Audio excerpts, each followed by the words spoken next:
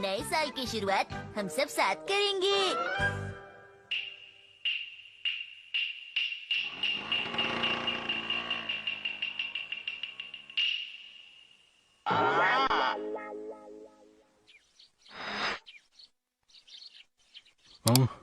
अरे ये क्या हुआ?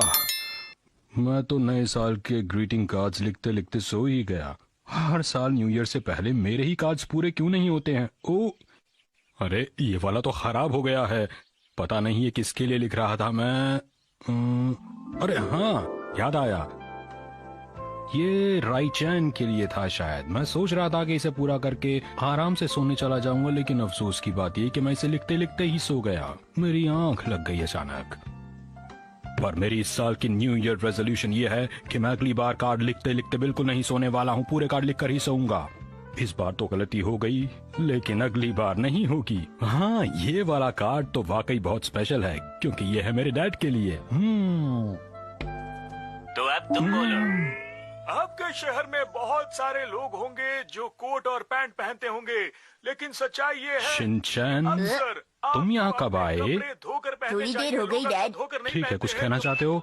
वैसे आपको पता है डैड, मुझे भी अपने दोस्तों की बहुत याद आती है। अब क्या करूं? लेकिन इसमें दुखी होने की कोई बात नहीं है। जैसे कि मेरी प्यारी डिश जल गई है, लेकिन मैं उसे फिर भी खाऊंगा। इसी को तो असली दोस्ती कहते हैं डैड। तो आइए अब आपको दिखाते हैं कुछ बाजार में आए नए खिलौनों को। इन खिलौनों को आजकल बच्चे शिनचैन, बहुत पसंद करते हैं। मैंने तो सुबह ही इसे न्यू ईयर का गिफ्ट दे दिया था, फिर क्या हुआ? देखो मित्सी, शिनचैन अब एक बड़ा भाई बन गया है, इसलिए ये गिफ्ट इसे फ्यूचर में अच्छा बनने में मदद करेगा। हाँ। अजीब बात है। मैंने अभी अभी पोस्ट बॉक्स देखा है। मैं कार्ड्स पोस्ट करके अभी आया। अब सबको वक्त पर कार्ड्स मिल जाएंगे। अरे क्या हो गया मित्सी, वो सब लोग कहाँ चले गए? मुझे लगता है वो अभी तक पहुँचे ही नहीं है। दादाजी उधर देखिए। दादाजी, दादाजी, हम इधर अरे हैं। शिनचैन बेटा, मैं यहाँ हूँ। क्या ये हमसे पहले पहुंच गया? अरे तो क्या हुआ, इससे क्या फर्क पड़ता है? ये सब तुम्हारी वजह से हुआ है। तुम फ्रेश होने के लिए जो चली गई थी। हेलो दादाजी, happy new year. Happy new year. सबको हैप्पी न्यू ईयर।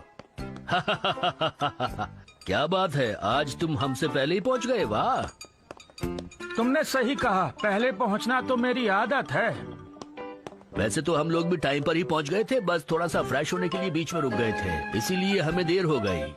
तुम बहाने बना रहे हो ना? हाँ ऐसा ही है। मेरे पीछे रहो तुम। फालतू बातें मत करो। ये कभी नहीं बदलेंगे। अरे सर, ऐसे तो मशीन खराब हो जाएगी। मेरी समझ में नहीं आ रहा, आप लोग रेस क्यों लगा रहे हैं? बेटी, मैं तो बहुत आराम से चल रहा था, इन्होंने दौड़ लगानी शुरू कर दी। ऐसा क्यों करते हो तुम? नहीं, ये मैंने नहीं, ये तुमने शुरू किया था। ये तुम्हारी याद सभी है, लोग तुम हमेशा हंसी ऐसा हैं। करते हो, अब शुरू तुम्हें होता ऐसा है नहीं पहला करना चाहिए। राउंड। अरे तुम्हारे मुकाबले मेरे पैर लंबे हैं और तुम्हें लगता है कि मैं भाग रहा था? कम से कम न्यू ईयर के वक्त तो मैं रिलैक्स करना चाहता था। अगर यहीं पर इनका ये हाल है तो ये घर पहुंचकर क्या करेंगे हैरी? मेरी समझ में नहीं आ रहा, क्या करें? अरे इन्हें इनके हाल पर छोड़ दो। और आप भी ख्याल रखा कीजिए हैरी, हिमावारी के सामने जरा ठीक से पेश आया कीजिए। मैंने क्या किया? अच्छा।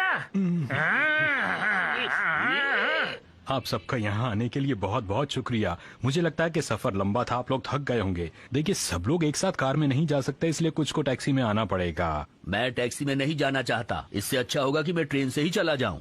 ये तो तुमने बिल्कुल सही बात कही। तुम ट्रेन से घर वापस चले जाओ, हम जरूरी लोग हैं, हम जाएंगे। अच्छा, तो ये मतलब है। तो पहले हम ये फैसला कर लें कि कौन सबसे ज्यादा जरूरी है। चुप हो जाइए। कम से कम मैं तो जाऊंगा ही, क्योंकि कार तो मैं ही ड्राइव करूंगा ना। बच्चों का ख्याल रखने के लिए मुझे भी तो जाना होगा ना।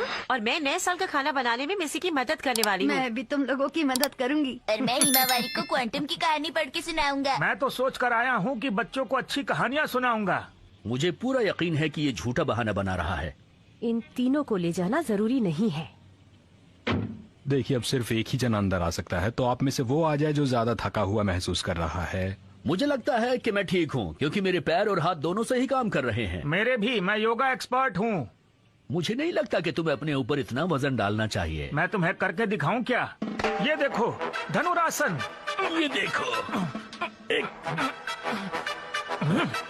200-400 पुशअप तो ऐसे ही लगा लेता हूँ मैं। बाय बाय, घर पे मिलते हैं।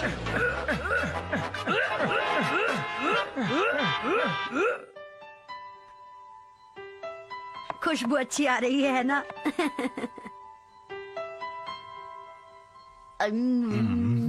ये डिश तो बहुत ही अच्छी बनी है। क्या बढ़िया स्वाद है।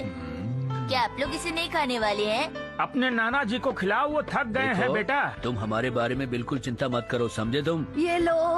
आप लोगों को भूख लगी होगी ना, आ जाइए। चलिए आप लोग खाना खा लीजिए।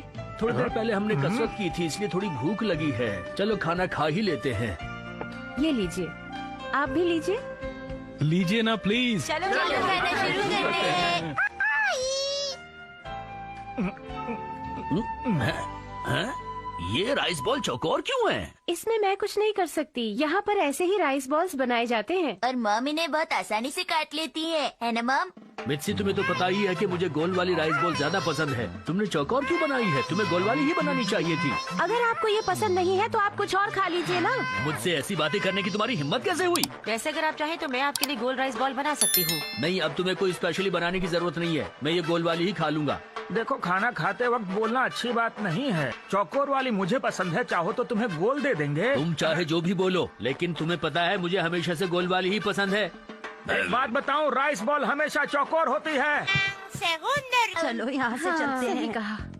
आज तो दादाजी जीतेंगे। क्या नहीं बोल रहे नहीं, हो? तुम्हें देखकर कुछ तो पता भी लगता है है? कि नाना हाँ, जी भी सब जीत पता है सकते मुझे। हैं। देखो, कुछ भी मुझे सब कहना दिखाई दे मुश्किल रहा है। है। अच्छा, दोनों खिलाड़ियों के खाना तो दिमाग चल गर्म गया, हो क्या चुके दिखाई हैं। दे रहा है दर्शकों, तुम्हें? गौर बात से बंद करो, देखिए। चुप हो जाओ वरना अपनी मैं बर्दाश्त से बाहर हो नाक जाऊंगा। खुले रखिए। धरना फैसला छोड़ो, किसी भी फिर वक्त हो। हो सकता है। इस बार ये खत्म हो जाए, इसके बाद मैं तुम्हें बिल्कुल नहीं छोड़ूंगा। बहुत बोलती हो तुम। मेरी आदत है।